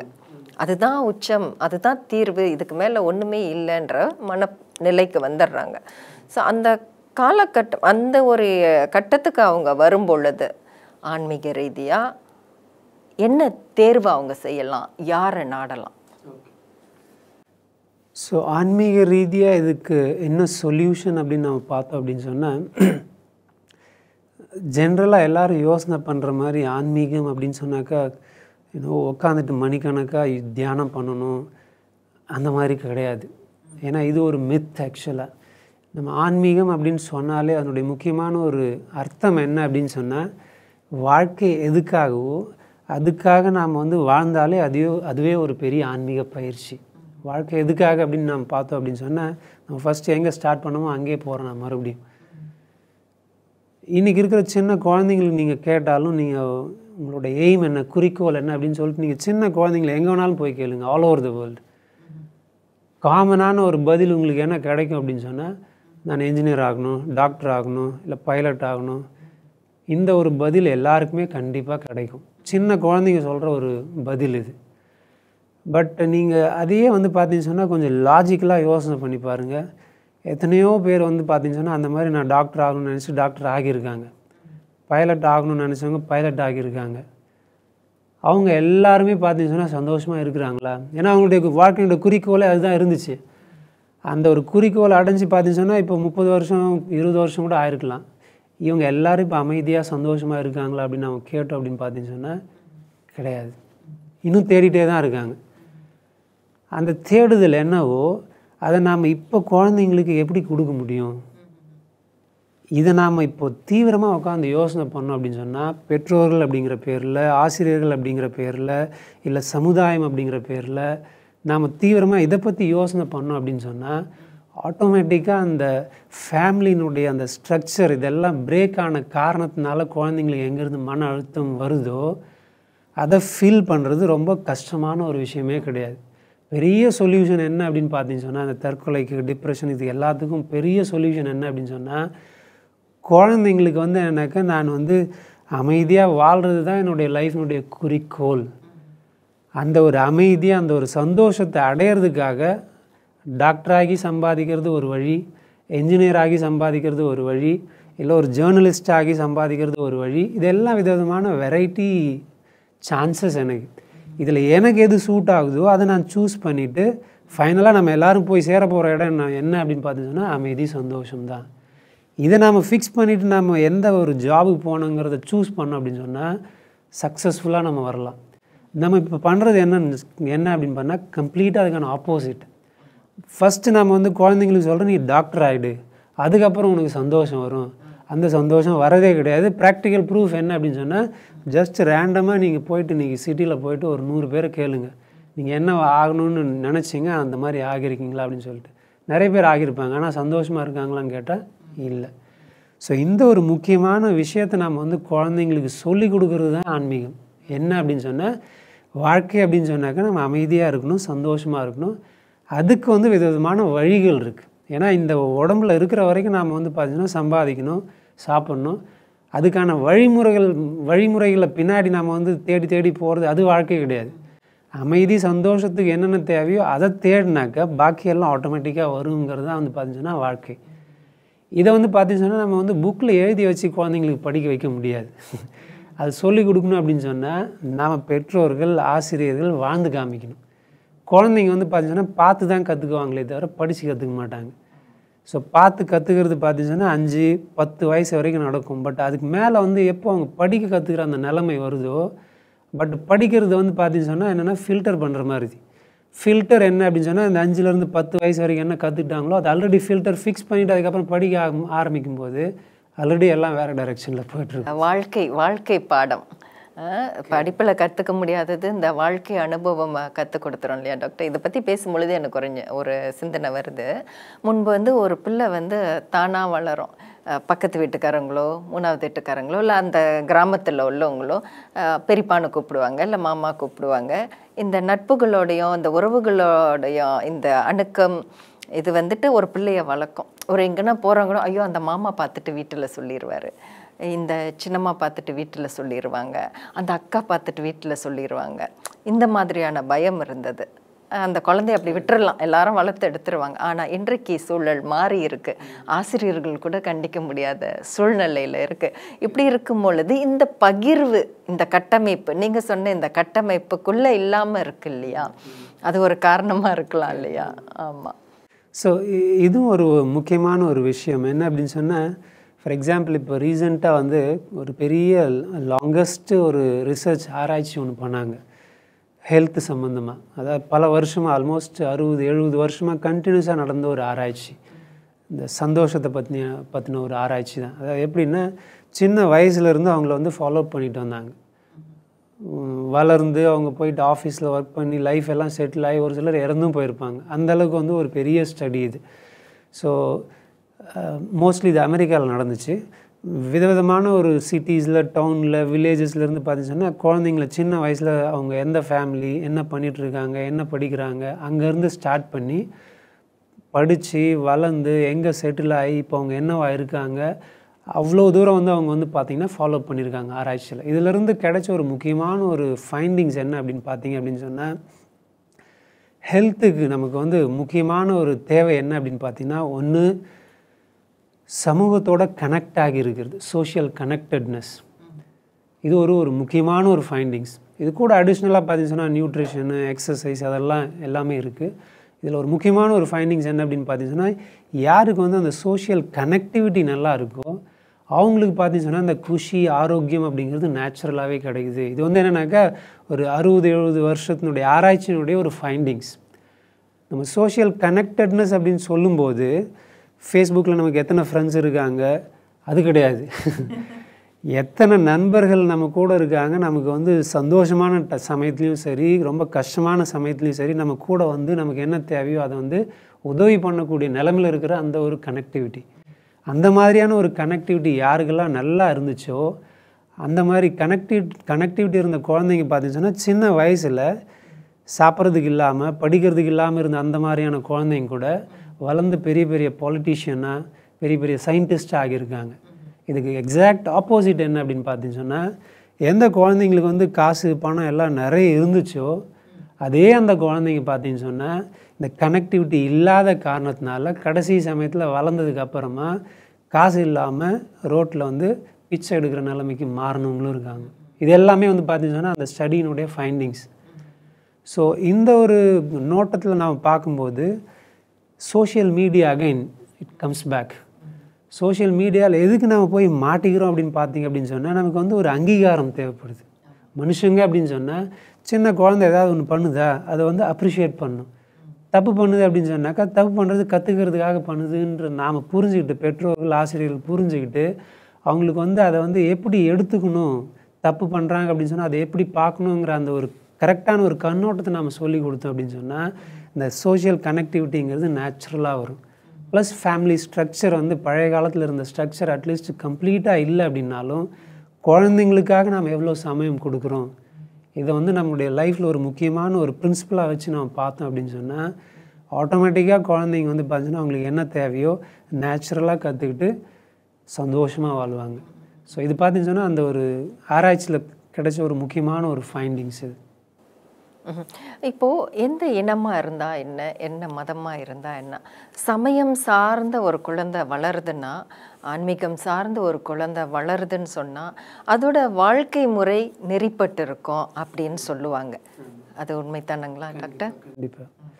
ஸோ சமயம் சார்ந்த ஒரு வளர்ப்பு இல்லை ஆன்மீகம் சார்ந்த ஒரு வாழ்க்கை முறை அப்படிங்கிறது பார்த்திங்கன்னா, ஒரு மனுஷனால் வந்து குழந்தைங்களுக்கு வந்து உள்ளுக்குள்ளே வந்து திணிக்க முடியாது. இதை வந்து எப்படி நம்ம கொண்டு வர முடியும் அப்படின்னு சொன்னால், சிஸ்டம் லெவலில், சமுதாய லெவலில் ஒரு சேஞ்சாக, ஒரு மாற்றமாக எப்போ நாம் வந்து ஒரு தீவிரமான ஒரு நோக்கத்தோடு அதை பண்ண ஆரம்பிக்கிறோமோ அப்போ தான் பார்த்தீங்கன்னு சொன்னால் அது நேச்சுரலாக இருக்கும். இல்லை அப்படின்னு சொன்னால் எந்த அளவுக்கு நாம் வந்து ஆர்டிஃபிஷியலாக ஒரு விஷயத்தை திணிக்கிறதுக்கு முயற்சி பண்ணுவோமோ அந்த அளவுக்கு, எந்த அளவுக்கு அது முக்கியமான ஒரு தேவையாக இருந்தாலும் சரி, குழந்தைங்களுக்கு வந்து அது நேச்சுரலாக உள்ளே போகாது. குழந்தைங்களுக்கு நேச்சுரலாக உள்ளே போகாத வரைக்கும் நீங்கள் ஆன்மீகத்தையே சொல்லி கொடுத்தாலும் கூட அது ஆன்மீகம் கிடையாது, அது ஆக்சுவலாக தீவிரவாதம். ஏன் அப்படின்னு சொன்னால், உள்ளுக்குள்ளே எந்த அளவுக்கு நீங்கள் திணிக்கிறீங்களோ அந்த அளவுக்கு பார்த்தீங்கன்னா குழந்தைங்களுக்கு அது தேவையான ஒரு எஃபெக்ட் வந்து க்ரியேட் பண்ண முடியாது. ஸோ முக்கியமான ஒரு விஷயம் என்னென்னா, இன்றைக்கி நமக்கு தேவையானது ஒரு தனி மனிதனுடைய மாற்றம் எந்த அளவுக்கு முக்கியமோ அதுக்கு ஈக்குவலாக சிஸ்டம் லெவல் மாற்றம், சமுதாய லெவல் மாற்றம் வந்து ரொம்ப ரொம்ப ரொம்ப முக்கியமான ஒரு தேவை இன்றைக்கி. இல்லை அப்படின்னு சொன்னால், நீங்கள் வந்து பார்த்தீங்க அப்படின்னு சொன்னால் ஒரு சின்ன ஒரு மரத்தை நீங்கள் வந்து வளர்த்துடலாம். ஆனால் அது வளர்ந்து வளர்ந்து வளர்ந்து காடானாக்கா அதை வந்து எப்படி சம்பாலனை பண்ணுறது அப்படிங்கிறதுக்கான ஒரு கரெக்டான ஒரு ஸ்ட்ரக்சர் இன்றைக்கி நமக்கு இல்லை அப்படின்னு சொன்னால், குழந்தைங்களுக்கு நீங்கள் வந்து ஃபோர்ஸிபிளி அவங்களுக்கு வந்து இந்த மாதிரி பண்ணு அந்த மாதிரி பண்ணுன்னு சொல்லிட்டு ஆன்மீகத்தினுடைய பேரில் சொல்லி கொடுத்து அவங்கள வளர்த்தாலும் வளர்ந்ததுக்கு அப்புறமா அவங்களால அதை வந்து சஸ்டெயின் பண்ண முடியாது. சஸ்டெயின் பண்ண முடியாத எந்த ஒரு விஷயத்தையும் நம்ம வந்து ஆன்மீகம் சொன்னாலும் அது வந்து பொருந்தாது. ஏன்னா ஆன்மீகம் அப்படிங்கிறது நம்முடைய வாழ்க்கைக்கு வந்து தேவையான ஒரு விஷயங்களை நேச்சுரலாக சஸ்டெயின் பண்ணுறதுக்கு எது உதவி பண்ணுதோ அதை நாம் வந்து ஆன்மீகம் சொல்ல முடியும். நிறைய கருத்துக்கள் பரிமாற்றம் நடந்துக்கிட்டு இருக்கு. நிறைய தகவல்கள், புது புது தகவல்கள், ஏன்னா ஒரு ஆய்வாளராக நிறைய எங்களுக்கு சொல்லிக்கிட்டு இருக்கீங்க டாக்டர். நீங்கள் நிறைய நூல்கள் எழுதியிருக்கீங்க அப்படின்ட்டு அறிகிறோம். என்ன நூல்கள் எழுதியிருக்கீங்க? என்ன காரணத்துக்காக அந்த உந்துதல், தூண்டுதல் உங்களுக்கு வந்தது? ஸோ நூல்கள் எழுதுறது அப்படின்னு பார்த்தீங்க அப்படின்னா, இது வரைக்கும் நாங்கள் எழுதியிருக்கிறது எல்லாமே வந்து அட் அன் இன்ஸ்டிடியூஷனல் லெவலில் எழுதியிருக்கும், இண்டிவிஜுவல் லெவலில் கிடையாது. முக்கியமாக பார்த்தீங்க அப்படின்னு சொன்னால் மென்டல் ஹெல்த் ரிலேட்டட் ப்ராப்ளம்ஸ், மன ரீதியாக என்னென்னலாம் நோய்கள் இருக்குதோ, ஃபார் எக்ஸாம்பிள் டிப்ரெஷன், அதுக்கப்புறம் சைக்கோசிஸ்ன்னு சொல்லிட்டு சொல்கிறோம், இல்லை ஸ்கீசோஃப்ரினியான்னு சொல்லிட்டு சொல்கிறோம், ஆங்ஸைட்டி. ஸோ இந்த மாதிரியான விதவிதமான நோய்கள் இருக்குது. இந்த நோய்களுக்கு எல்லாத்துக்கும் நம்ம வந்து எப்படி வந்து ஆன்மீகத்தினுடைய மூலமாக, மெயின்லி யோகா மூலமாக நம்ம வந்து எப்படி வந்து பலனடைய முடியும், அதுக்கான இன்ஃபர்மேஷன் சம்மந்தப்பட்ட நூல்கள் வந்து நம்ம வந்து இன்ஸ்டிடியூஷன் மூலமாக எழுதியிருக்கோம். National institute of mental health and neurosciences அப்படின்னு சொல்லிட்டு சொன்னேன் இல்லைங்களா. ஸோ அந்த இன்ஸ்டிடியூட் மூலமாக இந்த மாதிரி விதவிதமான மனம் சம்மந்தப்பட்ட நோய்கள் என்னெல்லாம் இருக்கோ அதுக்கு வந்து நம்ம வந்து யோகா வந்து எப்படி உபயோகம் பண்ண முடியும். ஸோ இது வந்து பார்த்தீங்கன்னா ஜென்ரல் பப்ளிக், சமுதாயத்துக்கு உதவிகரமாக இருக்கிறதுக்கு நம்ம என்னென்னலாம் இன்ஃபர்மேஷன் கொடுக்க முடியுமோ அது எல்லாத்தையும் அதில் வந்து நம்ம வந்து கொடுத்துருக்கோம். ப்ளஸ் சயின்டிஃபிக்காக என்னெல்லாம் ஆய்வுகள் நடந்திருக்கோ அதனுடைய ஆதாரத்தில் நம்ம வந்து யோகா எப்படி பண்ணுறது. ஸோ இந்த மாதிரி விதவிதமான நோய்களுக்கு தகுந்த மாதிரியான நூல்கள் நிறைய இருக்குது. டாக்டர், நம்ம ஓரளவுக்கு நிறைவுக்கு வந்துக்கிட்டு இருக்கிறோம். இந்த எத்தனை பரபரப்பான காலமாக இருந்தாலும், இந்த பரபரப்பு சூழலாக இருந்தாலும், இயந்திர வாழ்க்கையாக இருந்தாலும், பணத்துக்கான பொருளுக்கான தேடலில் அதிகமாக இருந்தாலும், ஏதோ ஒரு கட்டத்தில் எல்லாருக்குமே ஒரு மன அமைதி தேவை, அது கட்டாயம். அந்த மன அமைதியை தேடி ஒரு கட்டத்தில் நம்ம வந்தே தீருறோம். அது குழந்தையாக இருந்தாலும் சரி, ஏதோ ஒரு தனிமை தேவையாக இருக்குது, எல்லாருக்கும் மன அமைதி தேவையாக இருக்குது இல்லையா. ஆக இங்கே பார்த்துக்கிட்டு இருக்கிற அன்பர்கள் என்ன தான் ஓடிக்கிட்டே இருந்தாலும் ஒரு கட்டத்தில் நம்ம அமர்ந்தால் தான் நம்மளை உணர முடியும். தன்னை உணர்தல் ரொம்ப முக்கியம் இல்லையா. தன்னை உணர்ந்தால் மட்டுமே அந்த அமைதி கிடைக்கும் அப்படின்ட்டு நான் நம்புகிறேன். அந்த தன்னை உணர்தல், ஒரு அமைதி ஒவ்வொருத்தருக்கும் வேணும். அதை பற்றி கொஞ்சம் சொல்லுங்கள். ஸோ தன்னை உணர்தல், அதிலிருந்து நமக்கு வந்து அமைதி எப்படி வரும், அதுக்கு நாம் என்ன பண்ணுறது அப்படிங்கிறதுக்கான ஒரு சில முக்கியமான டிப்ஸ் மட்டும் சொல்கிறேன். இது வந்து பார்த்திங்கன்னா குழந்தைங்களும் பண்ணலாம், வளர்ந்தவங்களும் பண்ணலாம், எல்லாருமே பண்ணலாம். ஸோ இதை தான் வந்து பார்த்திங்கன்னா நம்ம யோகா அப்படிங்கிற பேர்லேயும் சொல்லி கொடுத்துட்ருக்கோம். யோகா அப்படின்னு சொன்னாலே முக்கியமான விஷயம் என்ன அப்படின்னு பார்த்தீங்கன்னு சொன்னால், சுயத்தை வந்து ஒரு நமக்கும் மேலாக இருக்கக்கூடிய சக்தி கூட கனெக்ட் பண்ணுறது. ஸோ அந்த ஒரு கனெக்ஷன் என்ன இருக்கோ அதுதான் நம்ம வந்து யோகா அப்படின்னு சொல்லிட்டு சொல்கிறோம். ஸோ அந்த நமக்கு மேலான அந்த சக்தி கூட சுயம் நாம் வந்து கனெக்ட் ஆகணும் அப்படின்னு சொன்னால் நம்ம யார் அப்படிங்கிறத நாம் வந்து புரிஞ்சுக்கிறது தான் இதனுடைய ஃபஸ்ட்டு ஸ்டெப்.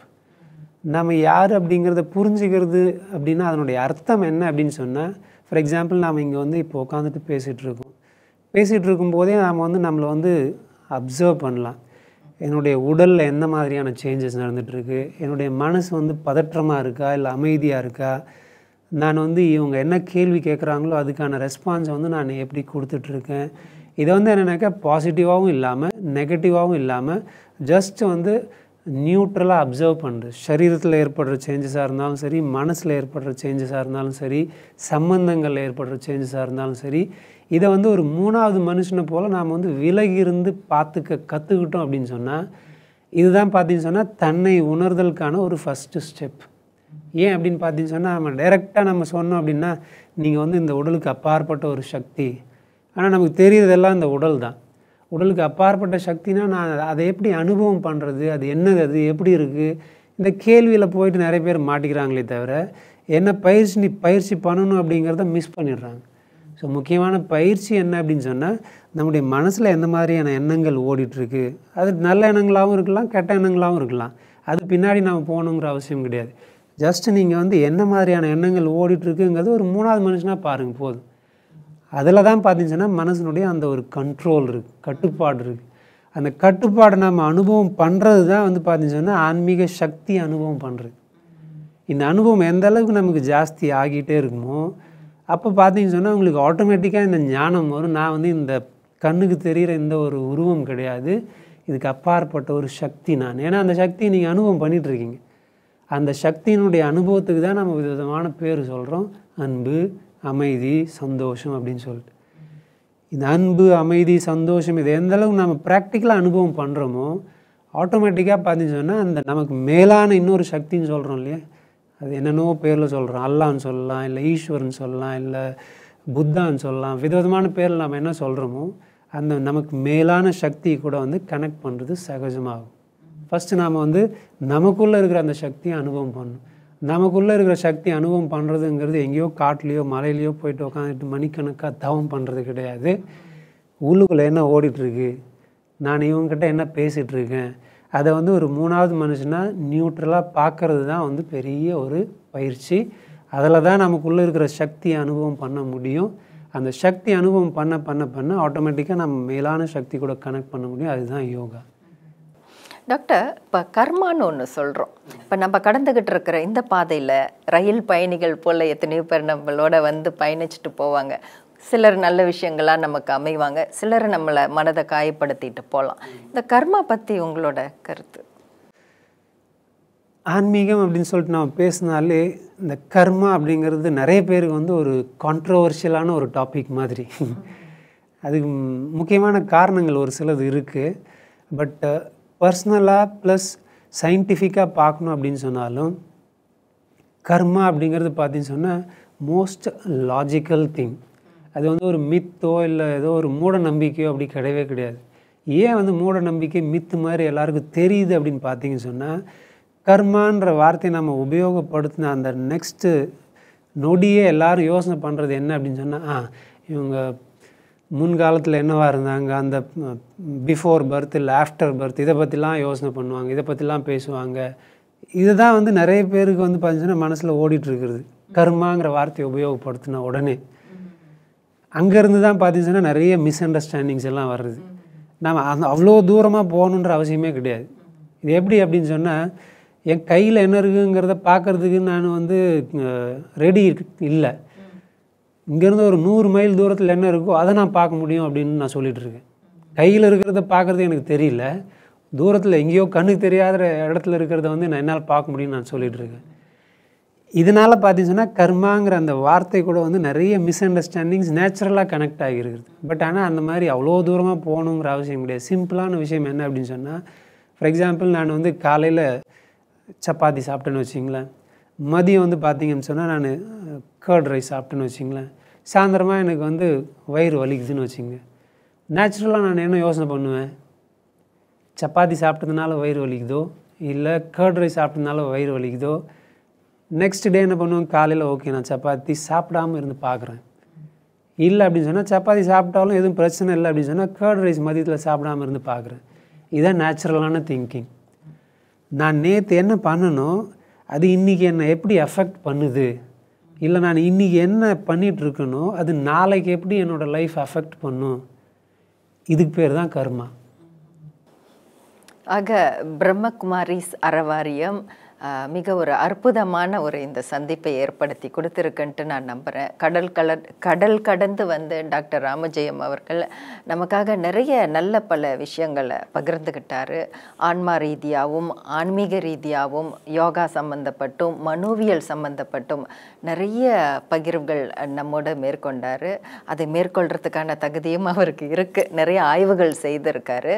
ஆக தன்னை நேசிக்க வேண்டும்ன்ற ஒரு உங்கள் பேச்சில் அந்த தன்னை நேசிக்க வேண்டும்ங்கிற ஒரு விஷயத்தையும் நான் புரிஞ்சுக்கிட்டேன். யார் தன்னை நேசிக்கிறாங்களோ நிச்சயமாக இந்த உயிருக்கு நல்ல விஷயங்களை தான் செய்ய நினைப்பாங்க. ஆன்மா என்ன விரும்புதோ அதை செய்யணும், அது இன்னொருத்தர் காயப்படாமல் இருக்கணுங்கிற விஷயம்லாம் வந்து நம்ம புரிஞ்சுக்கிட்டோம். இன்னொன்று, எல்லா பிரச்சனைக்கும் எல்லை தாண்டிய ஒரு எதிர்மறையான தீர்வு தான் பலன்னு சொல்லிட முடியாது. எல்லாத்துக்குமே ஒரு தீர்வு இருக்கும். அதுக்கு ஆன்மீகம் துணை புரியுது. குடும்ப உறவுகள், குடும்ப அணுக்கம், இணக்கம் இதெல்லாமே ரொம்ப முக்கியம். டாக்டர் ரொம்ப அழகாக தெளிவாக நம்மளுக்கு வந்து சொன்னார். ஆக பிரம்மகுமாரிஸ் அறவாரியத்தின் இந்த வாய்ப்பு நிச்சயமாக டாக்டரை பற்றி தெரிஞ்சுக்கிறதுக்கும் அவர் சொன்ன நல்ல பல விஷயங்களை நம்ம நடைமுறைக்கு எடுத்துக்கிறதுக்கும் நிச்சயமாக வழிவகுத்திருக்கோன்ட்டு நான் நம்புகிறேன். இனி அடுத்த ஒரு இது போன்ற தலைப்பில் நிச்சயமாக சந்திப்போம். இன்றைக்கு உங்களோட விடைபெறுது ராமேஸ்வரி ராஜா, மக்களோசையின் செய்தி ஆசிரியர். ஆக டாக்டர், உங்களுடைய இறுதியான ஒரு கருத்து என்ன சொல்ல விரும்புகிறீங்க? எல்லாருக்கும் இந்த முக்கியமான விஷயம், நாம் யார், மன அழுத்தம்ங்கிறது என்ன, எப்படி நாம் வந்து சந்தோஷமாக இருக்கணும், இது சம்மந்தப்பட்ட விஷயங்களை உங்கள் எல்லாருக்கூடும் பகிர்ந்துக்கிறதுல ரொம்ப சந்தோஷமாக இருந்துச்சு எனக்கு. நம்ம என்ன இது வரைக்கும் டிஸ்கஸ் பண்ணும்போதிலிருந்து ஏதாவது 1-2 விஷயத்தை கூட நாம் எடுத்து சீரியஸாக ப்ராக்டிஸ் பண்ணோம் அப்படின்னு சொன்னால் கண்டிப்பாக நீங்கள் எல்லாருமே வந்து சந்தோஷமாக அமைதியாக இருக்க முடியும். இதோட நான் விடைபெறுறேன். நன்றி.